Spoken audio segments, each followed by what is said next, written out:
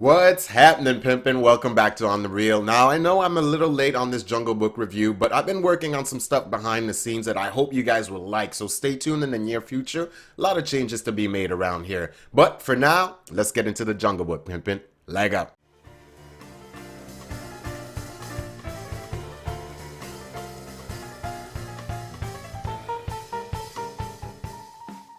John Favreau has really hit it out the park with this one. He might just have created the seminal Jungle Book movie for this generation.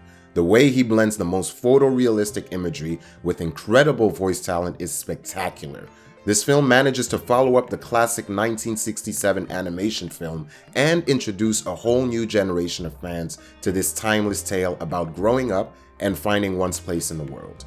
A few questionable choices keep it from being an instant classic, but all in all, Favreau has created a worthy successor which just might be the new standard for the Jungle Book movies going into the future. Andy Serkis better come with that shit. On the acting side, we have a whole cast of heavyweights that each came with their A game. But let's start with the only live actor, Neil Sethi. As a child actor in his first big time role, he's decent, he's okay.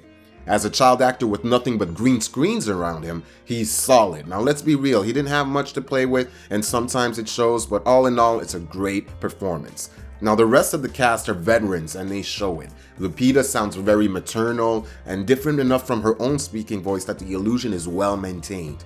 She has an expertly adapted character in Raksha the Mother Wolf with poignant emotional scenes.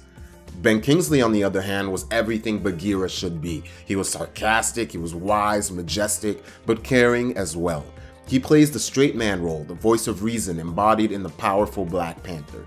Now, Scarlett Johansson as Kaa was the only inclusion in this cast that I was a bit skeptical about initially, but turns out she wasn't used very much, for better or for worse. Christopher Walken is the most laser-focused casting since Robert Downey Jr. as Iron Man. You can hear King Louis channeled through the voice actor, not the other way around. Then we have Giancarlo Esposito as Aquila the Wolf, and like the rest of the cast, he is excellent in his role as the Alpha.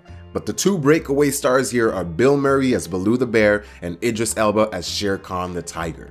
Baloo is absolutely hilarious. Every time he's on screen, you're having a blast, you're giggling like a kid again. And Shere Khan, my god, Shere Khan.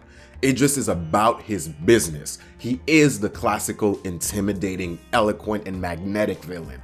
Stringer Mel might just have some company, and if this doesn't convince you he'll be a badass Bond, I just don't know what will. The visuals, my god, the visuals. Yo, listen, we in the future, people. We living in the future. Not one frame of this movie was shot anywhere near a jungle or even an animal. All of it was CGI. All of it. Let that sink in. This is the most photorealistic movie to date. This movie managed to make me forget the fact that it was all CGI, and I watched for that type of shit. Matter of fact, I went in knowing it was all done on green screen, but it didn't matter one bit. I was captivated, and honestly, I feel like that's all I need to say. I could talk about the lush green jungle, the amazing detail on all the characters, the natural fluidity and the movement animations of multiple different animals like bears, tigers, panthers, apes, wolves, and shit, but on the real, a movie was made almost entirely with a computer, with one motherfucking live actor, and it worked. It was amazing. Point blank, period. Now let's talk story. What we got is an almost beat-for-beat remake of the animated film, with a few tweaks here and there. And I think that's a good thing. Most of the time that would be a knock against the movie, but Favreau managed to pull it off with some minor bumps along the way. This time we focus on Mowgli's life in the jungle that gets threatened by a tiger who straight goons his way into the jungle and wants to just murder anything human. This kicks off an adventure, of course, to bring our boy to a man village for protection.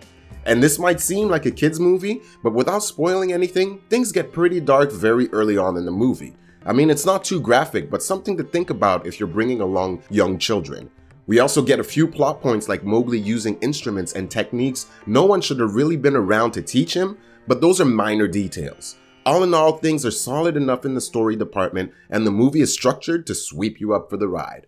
And now we come to the rating of this review. And I had to watch this movie twice. The first as a grown-ass man. I mean, I went in there thinking critically, watching for CGI aspect, analyzing everything. And the second time I went as that kid again and I got swept up for the ride, just singing along with Baloo and everything. So this movie is actually dope. Marrying those two aspects of myself, I came up with a dope review. Reason being is, technically speaking, this movie is amazing. I mean, the CGI and everything else is top notch. The voice actors came to play. Everything was great on the acting side. One thing I did not touch upon in the review is the sound aspect. You know, Disney is known for their musical pieces, and everything, the soundtrack and the score was excellent in this movie as well. And one thing I did not say, but I really want to take the time to say, is the way they melded the voice actors and the beast sounds together while delivering the lines made everything that much more believable, and that was great. And all in all, I mean, this is going to be the gold standard for Disney remakes into the future. I strongly believe that. So as of right now, I give it a dope rating, but on the real, I might have to revisit this rating and bump it up to classic. Well, what do you think? Let me know, pimpin'. Was I too harsh, not harsh enough on it? Leave a comments down below, and you know I got love for y'all, pimpin'. I appreciate y'all. Leave a like, hit that subscribe button. This is RawBlack, and I'm out.